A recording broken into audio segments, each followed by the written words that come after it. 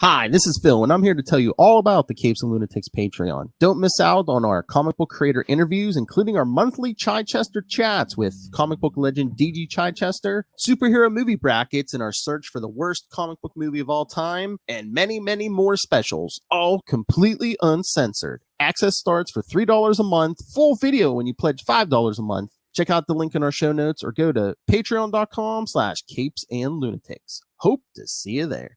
This is Luca Parrott, and you're listening to the Capes and Lunatics Sidekicks Podcast. Diggity dank.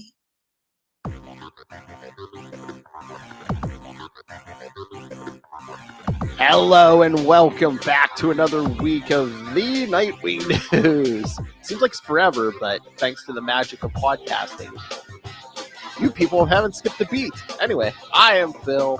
Joining me, as always, it is. Hello, I'm Kristen. But yeah, we'll get into that. But it's like next because of scheduling issues, yeah. And the episode you heard 2 episodes before this one. We're recording next. Yeah, I don't think I've talked to you since last year, Phil. Boom. I know, yeah, because we recorded ahead. So yeah, so. Actually, kids, when you hear this is the first recorded one in 2022. So. Happy New Year, everyone. Exactly. All right, so. Come on. I'm trying to think. I don't think there's any big Dick Grayson news. Yeah, it looks like Young Justice is on a pause. They do that. Okay. They do like half the season and then they pause for a little bit. Yeah. I still have to watch like the last 2 or 3 episodes because I don't know. I mean, it's fine enough, but without like, there really wasn't any Dick Grayson, so I'm just like, I'll get to it. I'll go on and get to it. Yeah, I mean there isn't, but yeah, it's still a very good show. I want to watch it, so I mean, again, I don't mind watching it like 2 or 3 episodes at a time. But yeah, if like Dick was on there every episode, I'd be like watching it every week. Well, maybe he'll be back in the second half because they kind of like tie up part of one, one thread. Did you get any Dick Grayson presents? Well, I left it downstairs, but I got a book that is Robin and the Making of American Adolescence. So I'll report back about how Robin tells us about teenagers in our time. Nice. I feel kind of bad for the author, Lauren Shoot something, because I think her book talks a bit about, the sexuality of the Robins, and her book was published, and then literally the next day was when Tim came out as bisexual. I was like, I would be in such agony because you write it in advance and it's been finished for months, but I'd have been like, she could have done a lot of good stuff with that, I'm sure. Just be like, I almost forgot, but I'll keep an eye out. Second edition. I'll keep an eye out. I'll let you know if anything major happens. But last week was the first week, I guess. Detective Comics is going weekly for a while. Mm-hmm. It's about the whole Arkham Tower thing, and like Dick's gonna be in it. But like, yeah, the first issue is basically just, oh hey, look, trouble's breaking out, and it's like we see Dick's inside, but really that's about it. Like, really nothing. We don't see a lot of Dick in the issue. So. Do we see a lot of the other bats, or is it more setting up like the bad guys? It was a lot of setup, so yeah. So I'm thinking maybe this week, if not. Yeah, because I saw he and a couple of the bats are going to, at least in the previews, and then later on, like Tim and some other people are going to come. Yeah. Save them. I feel kind of bad because they list like Nightwing and Huntress and these people, and then it's the Batgirls and Tim Drake to the rescue. It's like even DC doesn't know what they want to call what they want to call poor Tim. Yeah, so Bruce is out of town, so yeah, Dick's getting probably top billing. Oh, that is the scene. Batman 119 came out last week too. Again, Bruce is out of town. Basically, Lex Luthor has come to him and it's like, oh, I know you lost most of your money. Basically, Lex Luthor is trying to fund Batman Inc. now. Oh, I think I read about that somewhere. Yeah. Oh, but just the scene. Lex Luthor has bad intentions. Oh, you'll wait till you hear what he said. Yeah, because he's meeting with Bruce since now I guess he knows Bruce is Batman, the whole new 52 crap. But anyway, but yeah, I mean, come on, Lex Luthor was smart enough that he should have been able to figure it out. Yeah, but he's sitting there talking to Bruce, and he's like, come on, just let me find Batman Inc. And he goes, I know, I know Grayson, inherited all your butler's whole fortune, and he's like, but he, basically it's like, oh, he's not giving you that money. He's like, but then he's like, Grayson's always been weak. He calls Dick weak. Bruce leaps across. They're like at a table. Bruce leaps across the table and is about to like put Lex's nose through the back of his head. That's awesome. I know. Sounds like he went into dad mode. Oh yeah, he insulted Dick, man. There was no hesitation. He literally the panel. He's like flying across the table. All right, that's hilarious. I'll definitely check it out. It warms my heart. Well, and that of course does not surprise me. Lex would see anybody who has compassion for other people as being weak. So exactly, hoping there's less. He probably sees Superman as weak. Oh yeah, he does. What was it, like the late 80s? Like, yeah, there was a thing there was a story where like he put people on a project to find out all of Superman's secrets, and one of his people came to him and was like, yeah, Clark Kent is Superman. And Lex is like, no, that can't be right. He's like, nobody with that amount of power would like lower themselves to be some lowly reporter. No. That's because not everyone is an evil villain, Lex. Evil. I know. Mm-hmm. So that's cool. See, how long do you think it'll be before Bruce gets his money back? I don't know. If I had to guess, I would assume sometime around March or later, because the Batman movie is coming out in the first weekend of March. So, oh yes, I would assume it's probably somewhere around there. I mean, it's just like he doesn't have to have his money back. It just feels like he's gonna get it back eventually. They always say they don't, but I swear the comic companies, they seem to like try to like throw familiar elements into the comics that, or they, if they've changed stuff, they try to set it back to status quo because of the movies and stuff. Or maybe he won't get his money back. It's just like something will happen and he'll get a bunch of money again. Well, yeah, that's the thing too, because I know Tony Stark's done that in the comics a few times. Like he'll lose his fortune, and then like 6 months to a year later, he just like builds like a new he sells some new patents or something and builds a new fortune. I mean, it'd be a little bit harder with Bruce since he doesn't. I mean, he's smart, but he isn't like an inventor guy. He's his stuff is all like investments and family wealth. But again, he could be partners. I'm sure he could be partners with Lucius. Lucius has most of his money. Oh, Lucius has it? Oh, so he really isn't. So he really isn't like not wealthy. Yeah, Because didn't one of the villains try to take it? Yeah, that was the joke during Joker War. Yeah, Joker tried to take it, and then Lucius had it, and then he's like, I can give it back to you, but there's going to be a lot of scrutiny on that money, if it's changing hands 20 times. I see. So Bruce could just go get an allowance from Lucius. Yeah, basically, probably what they were doing before. All right, so. But more important than the money is when Alfred comes back. Exactly, that's what I'm waiting. Of course, if Alfred comes back, is he going to want all his money back from Dick? No, Alfred's, No, I would think not. Because the reason Alfred had all that money was because he never did anything with it. He just kept earning and never spending. So. Ooh, maybe Alfred will be back by March. So I think Alfred's in the movie too. So. Oh yeah, Alfred's definitely in the movie. Definitely. Okay, all right. Enough yapping, I suppose. We better get to the event. Nightwing 80-page giant. Okay, how would you pronounce her last name? Riordan? How do you say it? I don't know. Riordan? I don't know. I'm glad I'm not the only one. As soon as I started reading this, I was like, dang it, why did I pick one that has people whose last name I'm not sure how to pronounce? Riordan. In my head, I've always just said Riordan. I don't know. That sounds fine. All right, so yes, this is the Nightwing 80-page giant from. Okay, who wrote? Do you have it in hot paper? Or are you looking at it digitally? I'm looking at it digitally. I mean, I have it in paper, but I didn't pull it out of the file downstairs. So who wrote it? And who did the art? I thought this was a Chuck Dixon. I thought. Here, let me look it up. But it's definitely a different artist. Is it Greg Land? Here, I'm gonna look this up. I remember from looking before. I'm pretty sure it's a Dixon, but yes, I will check. I will do the Google Kids and double check. But yeah, this is December 2000. Yeah, I think it. Oh, let me look this up because I think it came out around the same time as like Nightwing 50, I believe. Yeah, because that's what we're gonna do soon. Because the same villain is in Nightwing 50 as well. No, 70. She's in 70. Oh, 70. Yeah, sorry, 70. Yeah, no, this. I knew she was in another one. Yes. Yes. Here we go. Yeah, Chuck Dixon did write it. Manuel Gutierrez was the penciler. Okay.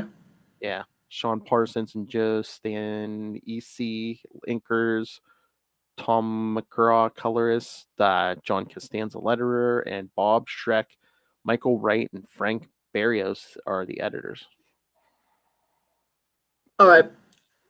His style reminded me a little bit of Greg Land. I could just tell it wasn't it's Scott McDaniel because it's a different aesthetic. Yeah. I mean, there's nothing wrong with this art, but I don't know how to put it. Like Greg Land's is like a little art is a little smoother. There's detail. I don't read as many comics as you do, since you read like across Marvel and DC. So you probably have a better eye for it. You're more experienced at noticing their stuff. I can just tell like this is not Scott. Yeah, it's not Scott McDaniel. But I like the art. I like it when it's a little more realistic and detailed. Yeah. But yeah, so it starts with an amputee in a wheelchair getting basically just the wheelchair is out of control down the highway. Yeah. I love page 2. Dick just swings in. Yep.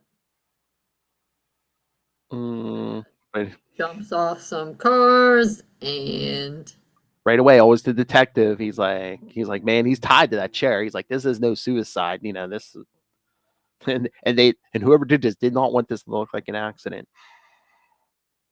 Whoever did it, sending a message. And he's able to jump on. He's leaping from moving car to moving car. Yes. Yep. And then he thinks he saves the guy in the wheelchair from getting hit by a semi. Then he gets him to the side of the road, but guy's already dead. He's thinking, I'm guessing a massive coronary. Yeah, I mean, I feel like being about to be run down by multiple semi trucks could definitely, if you were someone who's already in maybe even if you were in amazing health, that definitely.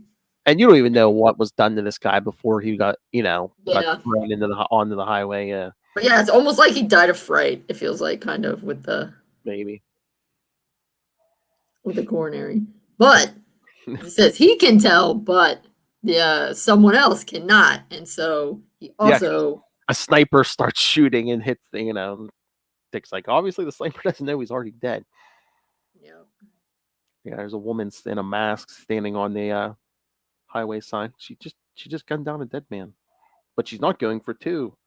A message crime. And killing me blurs the message. Also, I don't know, did everybody do this, have the finger stripes be on both sides? I'm trying. I didn't really remember that. I think that might be. Yeah, that might be something that not everybody does. Yeah, I don't know if it's something everybody's. Although I don't remember seeing that side of the hand a lot, but yeah, I don't think everyone did that. Oh, that is pretty cool. Yep. So yeah, Dick chases this mystery woman through the city. He dives behind a satellite dish as she starts opening fire on him. I know, that's so. I mean, the satellite dish is still a thing, but also it's very 2000. I have a satellite dish. Awesome, but I don't know. I just feel like satellite dishes were like super hot in 2000. You know, and your satellite's probably not small enough to be a shield for a grown man. Kind of is. Really? I thought maybe they'd gotten smaller with, like the DirecTV ones. I mean, that's probably about that size. Yeah, he pulls like a Captain America. I mean, he's like, yeah.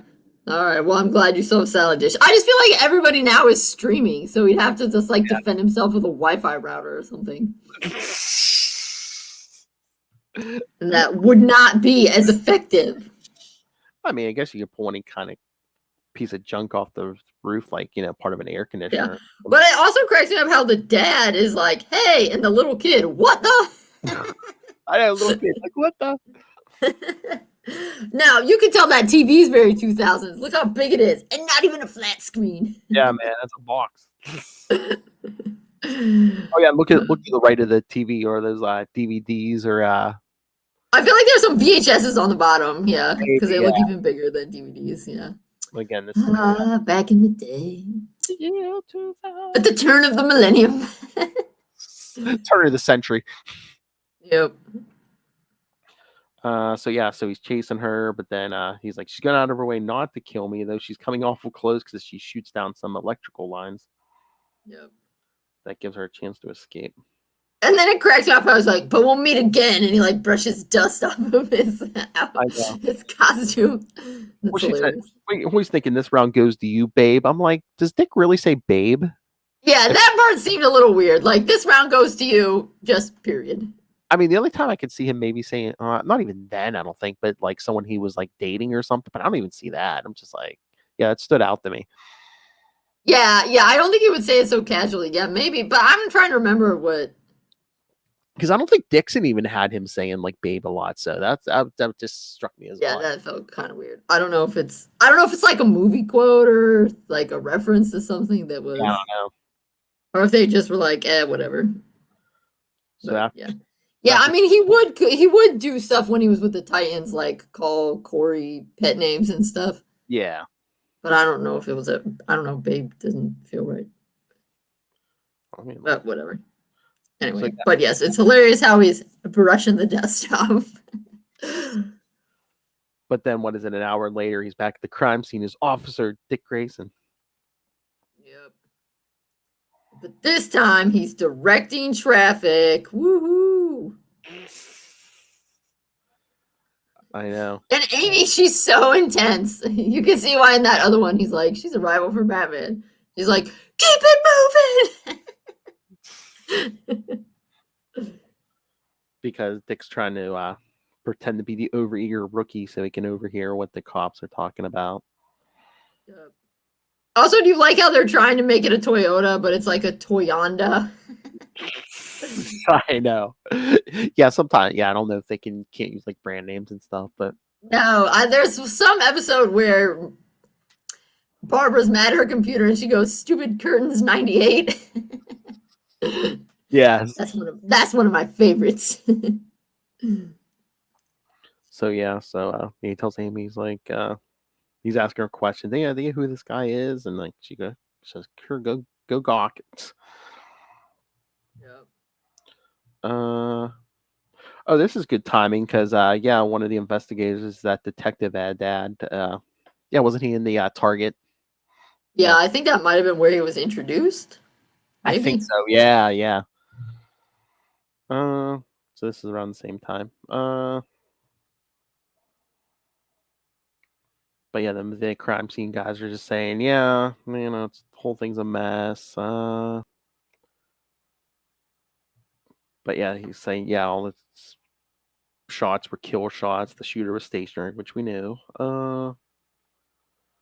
Dick suggests it's a message crime, and a dad's like, yeah, the message is they're stupid. Oh. Dick's like, I think the traffic was supposed to kill him, and when that didn't work, the shooter just shot him. Either way, it wasn't meant to look like an accident.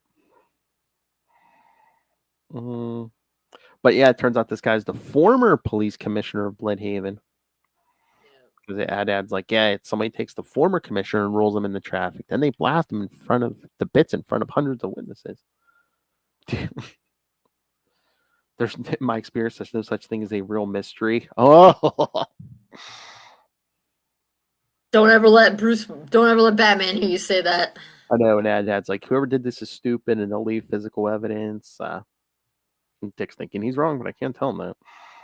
Yeah, that's true. But at least he's smart to do that. I feel like Damien would be like, no, you're dog. You're stupid. Idiot. But Damien's a child, so he hasn't learned restraint yet. Yes. Yes, and then he goes home, and we get to see Dick, something that we love in fan fiction and on the fan sites. Crocky Crunchies, yeah. Sitting there in his underwear eating Crocky Crunch. Yeah, his Crocky Crunches are very green. I mean, I get it with the Crocky, but in the bowl, it looks like peas. I know. So, yeah, I guess he planted some cameras in the morgue, so he's kind of sitting in on the autopsy. Yeah, look how big that computer is. I was going to say, 2000, look at that computer. Yep, it's so big. Mouse isn't even wireless. Dang. How do we ever get anything done? I know. So yeah, the guys in the morgue are making jokes. He's like, come on, can the jokes, concentrate. Oh, we're gonna miss that the wounds are post mortem. But then they're like, what's that? What's that? And he's like, wait. And he tries to zoom in, and it's like, wait, a number? Is it a tattoo? No, not a tattoo. It's burned into his skin. Somebody branded him.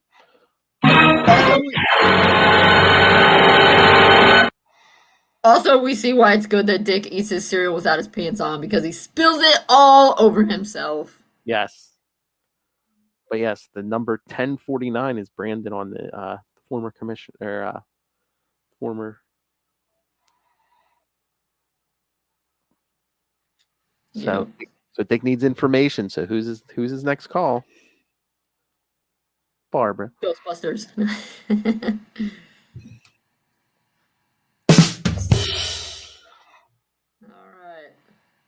All right. So here he's using his car. There's a couple times, he builds that car, and then pretty soon we stop seeing it. But here his car is making an appearance. Well, yeah, it hasn't been blown up yet. Okay, well.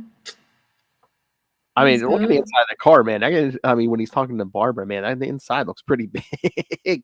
I know, and this car is like giant. I mean, I guess when you build it yourself, you can make it as big as you want. But I mean, yeah. I know, but it feels kind of it feels like he's so far away from the driver's seat that like it's really he has to be like. Look what he's sitting in the. It looks like he's the steering wheel. I mean. Yeah, the steering. Yeah. The inside of an airplane. Yeah, but whatever. So Barbara gives him some information about Holcomb, that her dad used to know him. Apparently the man was a boozer. Yeah, and then there was an explosion where a whole family of decorated cops was killed along with a bunch of reporters. Yep, the Bayside Park blast. Holcomb lost his legs and one eye. Also, love her mug. Old librarians never die, they just get misfiled.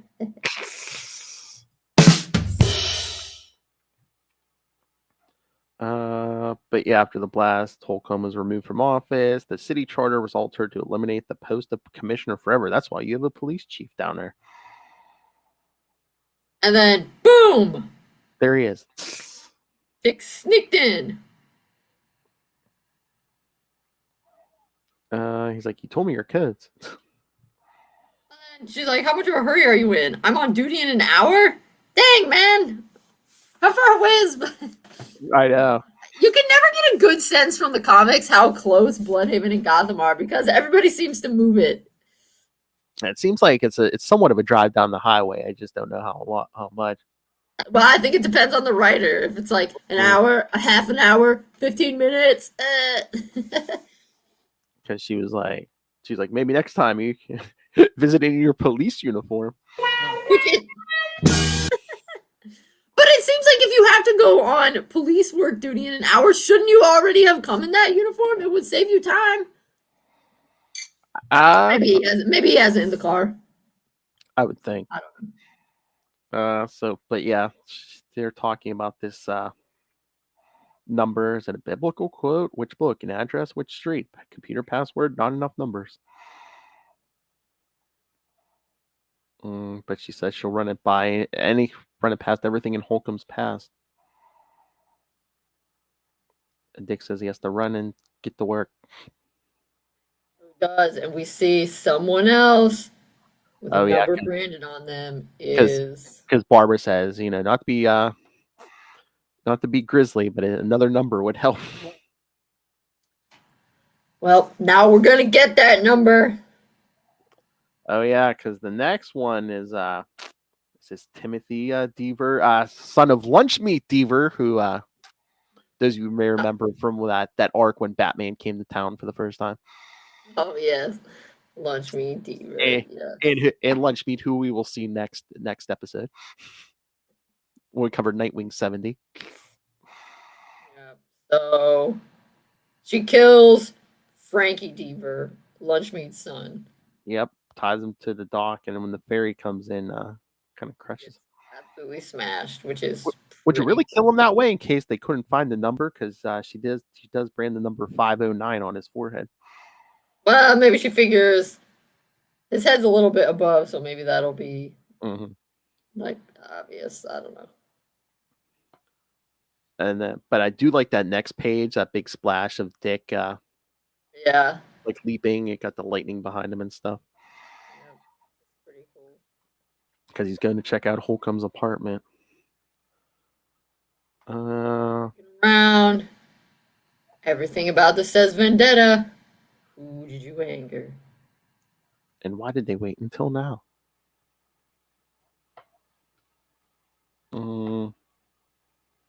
But then we see Ad at the dock again, and he, at the crime scene. They identify Frankie from his wallet because he's been squashed flatter than a tortilla, they say. That's gnarly. All right, but then Dad says, "Look for a message. A little birdie told me." Do you think he's referring to Dick, or do you think Nightwing said something to him? Yeah, if he said, I'm thinking, I don't know. I mean, because it doesn't seem like he took Dick seriously, but yeah, we didn't see Nightwing say anything. Right, and it's like there's the expression, "A little birdie told me," so it could be that. But also, people tend to refer to the Robins and former Robins. But I mean, unless Dick just put that little bit of doubt into his head, like, oh, hey, maybe there is a message behind this.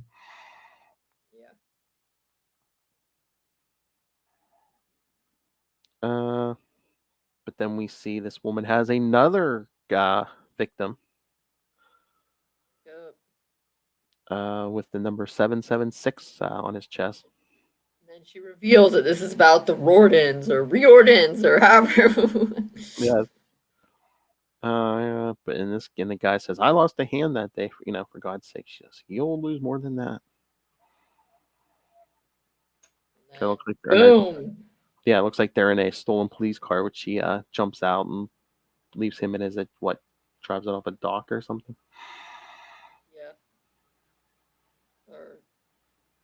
Oh no, off a bridge that's out, maybe. Oh look, yeah, it looks like a overpass or highway or something that isn't completed. So yeah, it's just drives it over the edge.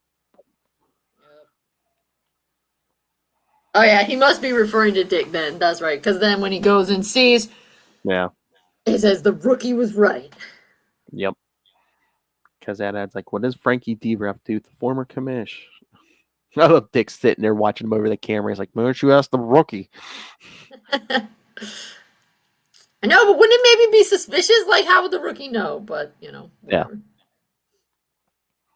Yeah. But then we see Dick talking to Barbara. I guess over the computer this time, because he's basically a hologram this time. Yeah, and then Dino walks in. Yeah. Barbara, your problem is everyone in Bloodhaven is connected.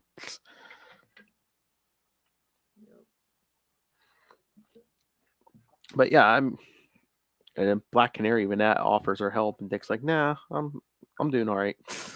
Like she said, "Did I just get the brush off?" I know. He's like, "I'm sure Barbara has other stuff for you." Then it looks like a dad does go talk to the rookie. But he's like, I love how he says something about they were branded with numbers, and Dick's like, "What kind of numbers?" And he tells him the number. He's like, no relation I find. They can't be dates. Someone's sending a message I can't understand. Just thought you'd like to know you were right.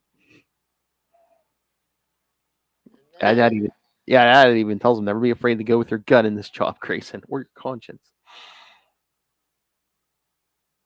And Amy's like, ready to roll? And he says, what's with your badge? And it's Captain Frantini. Now we know that's who it was. So it says, we cover our badge numbers with black. And da-da-da-da! Light bulb goes off, and Dick realizes, that's it! Badge numbers, yes. And he goes back and finds they're all retired badge numbers who all ended their service on the same day. And all have the same last name. Yup. What's going on here? And then he goes back to his old Bloodhaven job at Hogan's Alley. Like, hey, Hogan, tell me about the Rordans. And this is how he gets the story. Okay. Once we finish this story, I have a little problem with some of this, but okay. But yeah, he tells them, as long as there's been a Bloodhaven, there's been Riordans. They came from Ireland, joined the force as soon as they got off the vote. Generation after generation of beat cops, detectives, and harness bulls. Ending with Kate Riordan.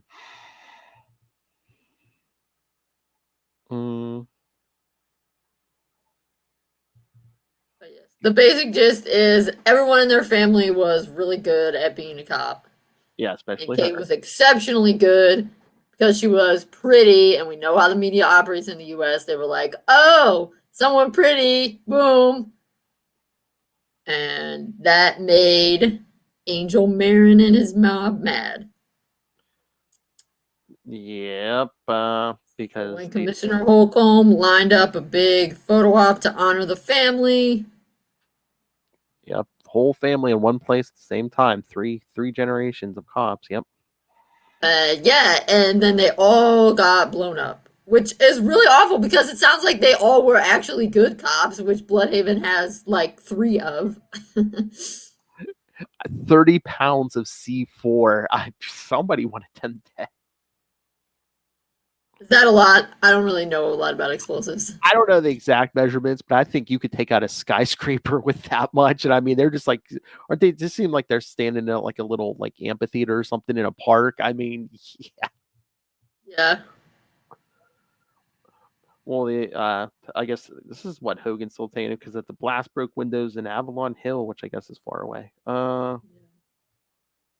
But yeah, then the Riordans were wiped off the face of the earth, all but one. Here's where things get fuzzy. As Hogan's about to explain stuff he should have no knowledge of. Somehow Kate was thrown clear. Her body was never found. The story was she vaporized in the blast. But then 3 days later, a call comes in. Nobody drew a connection. Some whacked out scale walking down the middle of the spur. Routine. But yeah, they identify her later as Kate, but she had no memory. Her mouth was fused shut by the heat of the fire. Because yeah, they took her in as a Jane Doe. Oh Lord. So yeah, the cops all went over the site of the bomb blast, and Holcomb stayed conscious long enough to assign 2 cops to the case. His choice was an odd one: 2 rookie homicide bulls, Redhorn and Soames. Dun dun dun. Exactly.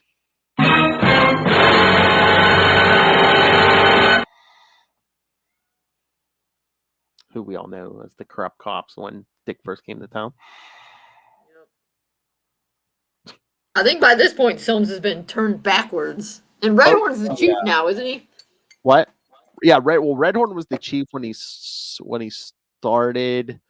We're gonna get to this later in the story, but yeah, he tried to double cross Blockbuster. Yup. But yeah, Kate laid in the burn unit for months, got all kinds of skin grafts and stuff, physical therapy. They did what they could to heal her body, but her mind, there was no healing that. All her tear ducts were seared. She couldn't even cry. That's messed up. And then in the middle of the night, she just walked out. But I guess they didn't figure it out till she left the hospital. Somehow they were slow, and so they didn't get the chance to kill her at the hospital. Yeah. But then it's like the story goes that she climbed to a monastery in the Himalayas, or she went to Haiti and visited a voodoo priest, or volunteered for experiments with reptile embryos and radiation. So man, now Hogan's just saying rumors. This is all like urban legends, but the one I like the best, the one that involves the loners. They're a biker gang who paid for their fun, cooking up crank for the men's. Kate showed up at their roadhouse one night. Yeah, she just kicks the door down and starts her 12 gauge shotgun. Very Red Hood. Uh-huh. And she takes their money. Yep. The rest is pure speculation. Wasn't a lot of this pure speculation? No, that was pure rumor. Now it's speculation. Okay, no. Here's the part where I have a problem. Because she leaves with $500,000 in meth cash. Here's the part Hogan shouldn't know. She skips the country. No one bothered her. Money greased the wheels. She goes down to Santa Prisca, as we all know, where Bane had all his stuff done to him. So she had worked on her.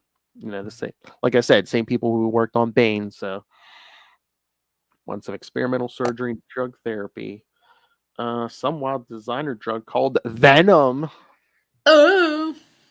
Yeah, this should be billed. Yeah, it's like, why is this speculation? Like, should it be this is also a rumor? But if it's like, why is it a rumor that? I mean, yeah, it's like, why does he know her backstory? Yeah, you're right. Like up until her stealing the money and then skipping the country, that all makes sense.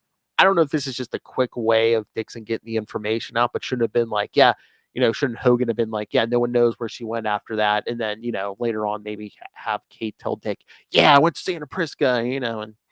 Yeah, or he should have said again, no one knows where she went, but I've heard rumors that the best place for experimental cosmetic surgery would be Santa Prisca, so maybe she went there. I don't know. Or Barbara tracked her there, something. Yeah, but whatever. Yeah, they removed her nerve endings, gave her new skin. Don't ask from where, but her face. They were scientists, not artists. But then I guess she killed her doctors. Yeah, apparently, because she said no one would ever see her face and live. Yep. She came back to the Bloodhaven, find her family forgotten, nothing but their name on a filthy stone in a weak choked corner of Potter's Field. Which that does seem rude as hell. I know. Kate finally. But I guess that's because they were some of the only good cops, and with them gone, it was only the corrupt cops left. Yeah, I'm trying. All right, you know what? I'm trying to find more credits because I couldn't find for the other chapters. But it seems to me, I'm thinking there's different artists for each chapter. But maybe the only artist I could find so far is for chapter 1. So, see if I can find it.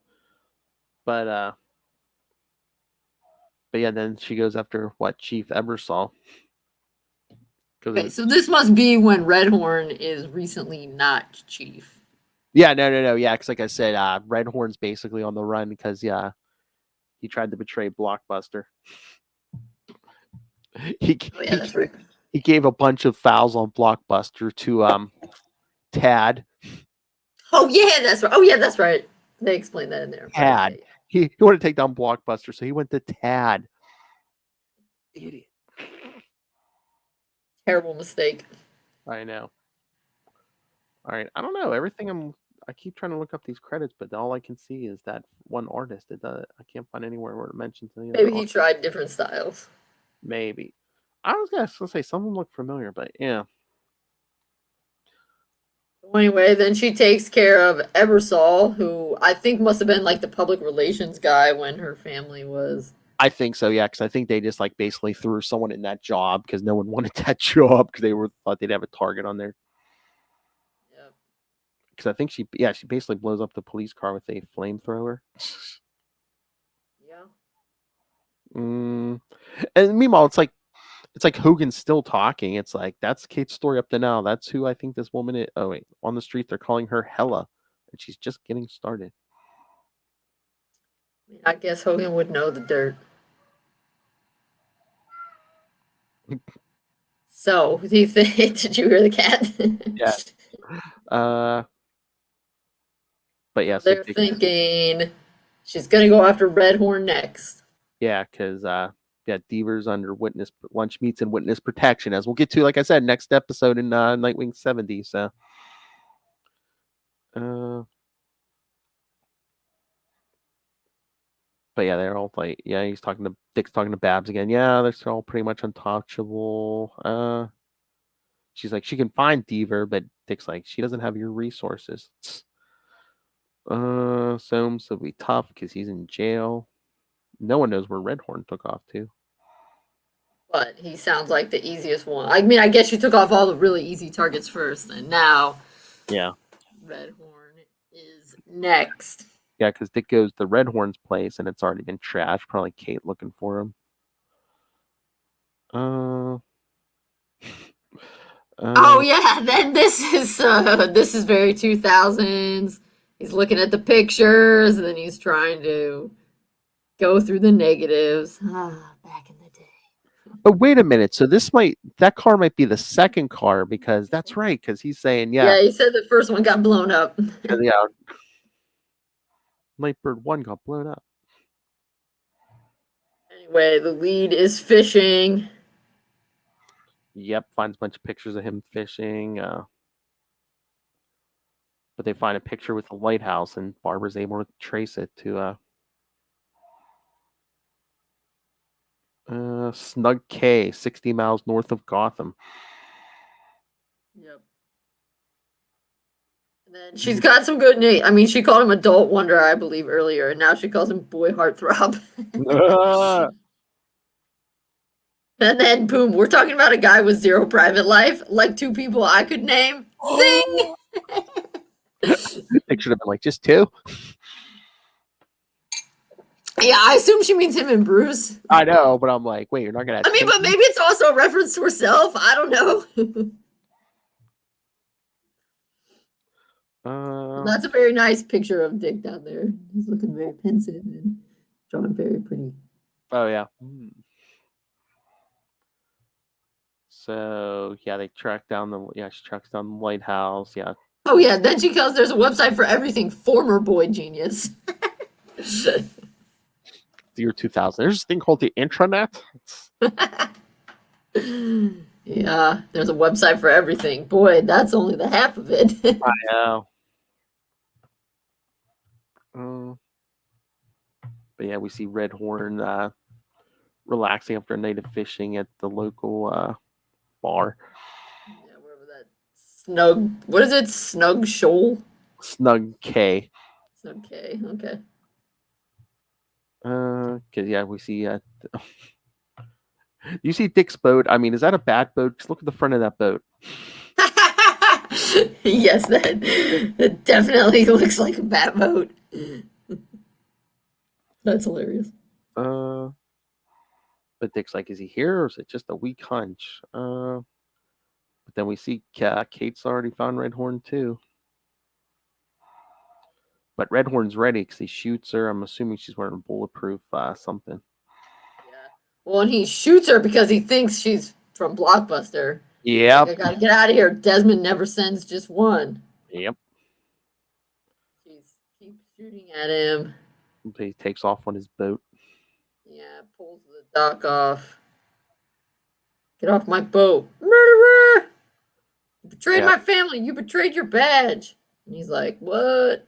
The two of them are just shooting at each other on this boat. And then Dick pulls up alongside and jumps on the boat. It's over. It has to stop here. You're one of them. It's like, no, I'm not. I'm on your side, but this isn't the way. And then I don't know if it's her shot hits the engine. So, of course, things are smoking on fire now. Yep. It's like, you're dishonoring their memory. How could you understand? Trust me, I've been where you are now. Yeah. Aww. Redhorn is still firing. Oh yeah. Damn costume freaks. And Dick realizes, I'm going to have to save us all from ourselves. I know, because Dick's like, man, he has no love lost for me. Turning us both in this fate would suit him just fine. Yep. But yeah, kicks Red Horn no more. Yep, kick him off the boat. Time to abandon ship. Yeah, It's like, I hope Kate has the sense to follow us. Yeah, it's just screaming, "You'll pay! It's still a stay of execution. There's blood on your hands. You are a willing accomplice. You'll die with the rest." As the boat blows up.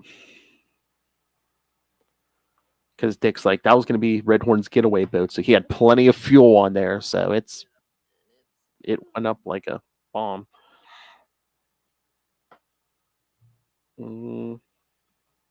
But Dick gets Red Horn back to shore. And Red Horn's like, "What? Not you found me? Now you're going to drag me back to Bloodhaven?" And Dick's like, "That's up to you. Blockbuster's too sick for revenge. And he never saw those files you handed over. He doesn't know you betrayed him. Ebersol's dead. Your job is open again, and only Bloodhaven would have you." Yeah, it's like, I don't know why he would want him to come back, but I know, that's so weird. I would,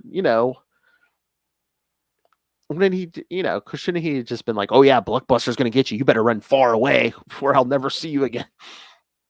Yeah, I mean, but like, you're a terrible, corrupt chief. Yeah, let's go take you to jail, you loser. I mean, Dick. I don't think Dick has evidence. It all burned, but it's like, well, yeah, maybe, right. That's true. He saw the evidence, but then Tad Brierstadt. Maybe Dick wants him to come back to town, so eventually he can amass enough evidence where he'll be like, "You know what? I can put you away one day." But yeah, it's not like he's gonna change. So he figures he comes back to town, he'll start being corrupt all over again. That's true. And better you're where I know you're at, so I can keep an eye on you rather than your friends close and your enemies closer. Exactly. Other than anywhere else in the world where he could be up to no good and Dick will never know. Well, he would definitely be up to no good. Yep. All right. So then Dick gets him a monument. Yep, the whole Rayordan family up in the graveyard. He says there's no reason to believe she's alive. There's only a slim chance, but that never stopped her before. And we see she made it because the fishing team picks up her body with the fish.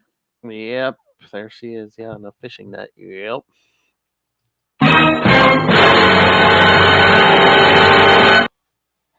So she made it, which we knew because we already know that we were going to read more of her thing.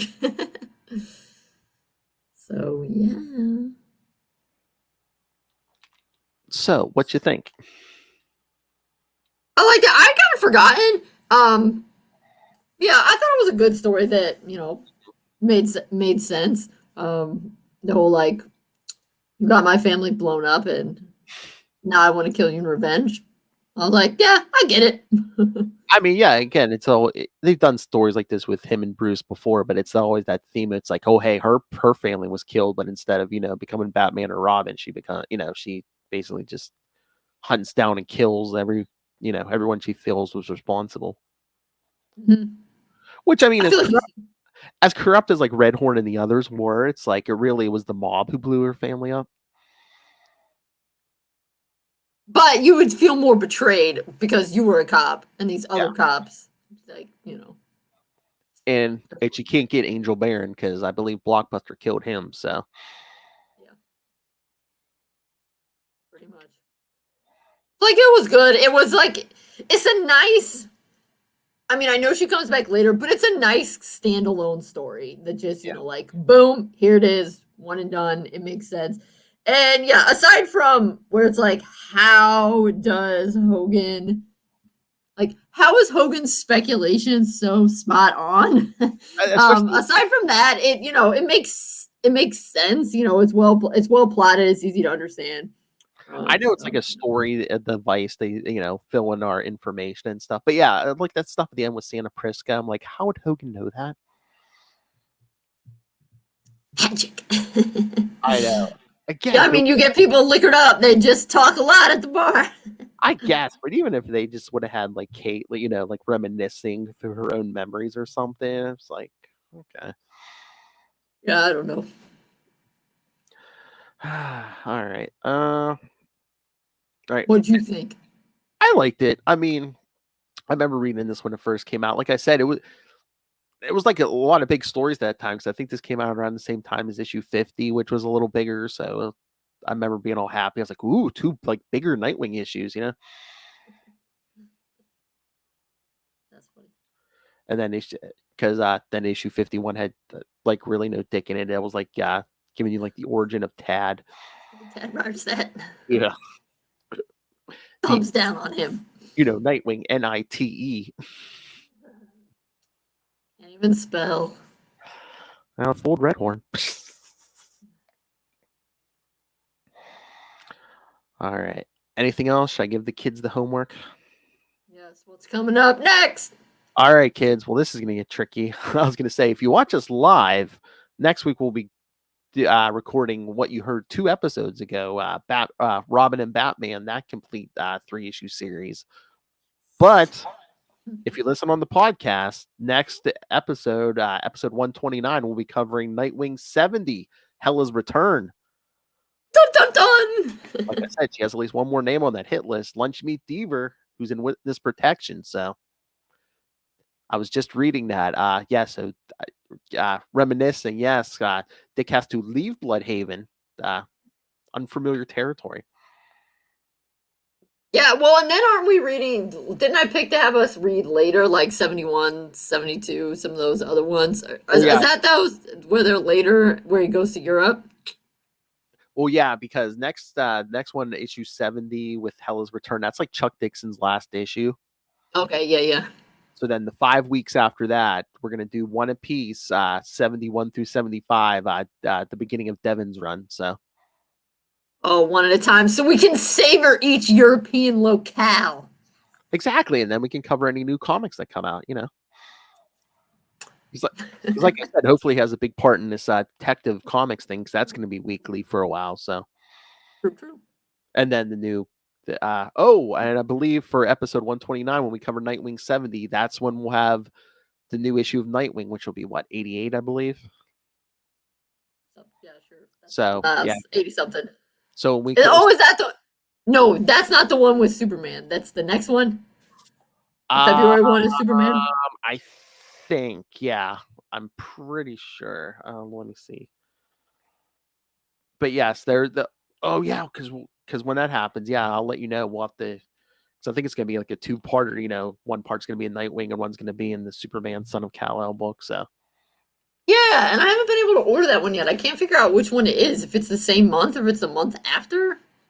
Yeah, I don't know. I can't remember that. Here, let me see if I can find that.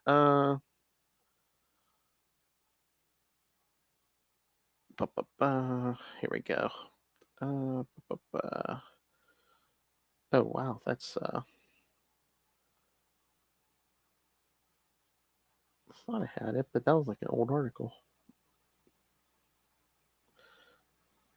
Yeah, I think we'll be on 88 because that gives us the finger stripes back, and then 89 is with Superman, and 90 is with Wally. Oh yeah, that's right, because we're getting a Wally team up too. Yes. So 2 months in a row we're getting team ups. Oh yeah, because Sweet. Okay, here we go. Well, I guess one of the books will be in February and one in March, but February's Nightwing 89, and then March is Superman Son of Kal-El number 9. Okay. So just remember 89 and 9. That's the crossover. All right, sounds good. I'm gonna put in my order for Son of Kal-El number 9. Yep, 89 and 9. There it is. Okay. Oh yeah, it has a cute Nightwing on it. Because remember, kids, Superman even told Dick, he's like, you would be a good role model for my son.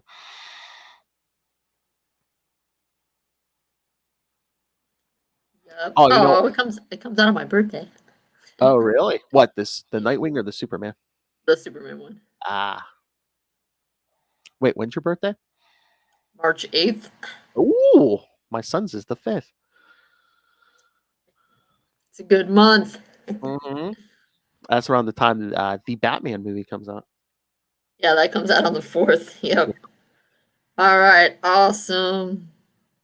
So yeah, that'll be easy to remember. So the Superman issue comes out in the Batman movie. Oh no, it was cute because what was it, a week or two ago? When the last issue of Superman, Son of Kal came out, Damian visited him and it was basically like, "Oh, you found someone? Oh, good for you." Okay, yeah, Mm-hmm. that's nice. Yeah. Although I don't know what they were planning because it was kind of weird. Because at first I think they planned to have it be Tim, but I don't know if they changed it. So then it ended up being Damian because they were friends, or I don't know. Well, I mean, it would make sense for Tim to go visit Connor more than John, right? Because John, I mean, I don't know how well that Yeah, John knows anybody other than Damian, right? I mean, in terms of the bats. Yeah, I don't know how much he knows Tim or not. I don't know if it was going to be just a thing. It's like, oh, hey, you just came out as bisexual. Me too. But yeah, it made more sense to have Damien. All right. So, sounds good. All right, kids, you heard it here. So, yes, episode 120. Send your thoughts on Robin and Batman. Again, if you want to send thoughts for stuff we already covered, please do. We'll read it even after the fact. So, yeah, send your thoughts on Robin and Batman, Nightwing 70, and the new issue, Nightwing 88. Like I said, we're going to be starting the Devin Grayson run, 71 through 75. And, we're going to be covering, the Nightwing Superman crossover. Got lots of good stuff coming up this year, including some Batman 66 episodes later in the year. So, heck yes. Yes. So, kids, send your thoughts on all of it, capesandlunatics@gmail.com, or call the voicemail 614-382-2737. That's 614-38-CAPES. And remember, you can follow Nightwing News on Facebook, on Twitter. Find the newly rebranded Facebook fan group, the Nightwing fan group on Facebook. Again, find links to all the social medias, all the Facebook fan groups, everything for all this podcasts we do, all the shows, Marvel and DC Comics. Find links to this YouTube channel. Every episode gets a video. So watch us geek out over Dick Grayson. But most importantly, if you can, please subscribe to the Patreon. Every little bit helps, but $3 to $5 gets you the exclusive content, creator interviews. Mr. DG Chichester is there every month talking to me and Lilith. And the superhero movie brackets are about to begin. So get on board, get all that. Again, we're paying for this out of our own pocket. We don't have a butler who left us his fortune. So yes, any contribution is much appreciated. Or if you want, go pick up some Capes and Lunatics and Capes and Lunatics Sidekicks merch. All right, so find it all in one place. That's Linktree, linktr.ee/Capes and Lunatics. And for that shy woman in the corner, yes, go pick up Dick Grayson and Boy Wonder on Amazon right now. I know, you know what? If no one got it for you for Christmas, go do it yourself. Go pick up Dick Grayson and Boy Wonder. Again, fans of this show, it's required reading. You'll thoroughly enjoy it. All right. Awesome. Enough bullying. Thank you for joining us. Again, next episode, 129, your Nightwing 70 and the new issue, Nightwing 88.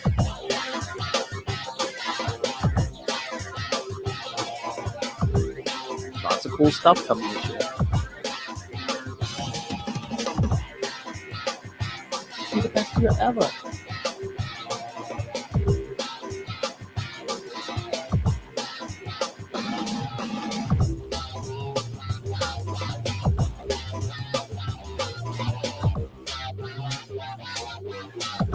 That's right. Next time it's going to be a hell of a good time. Hella good time. All right. But join us next time, kids. Remember, always, same wing time. Same wing channel. The Nightwing News. Hella good.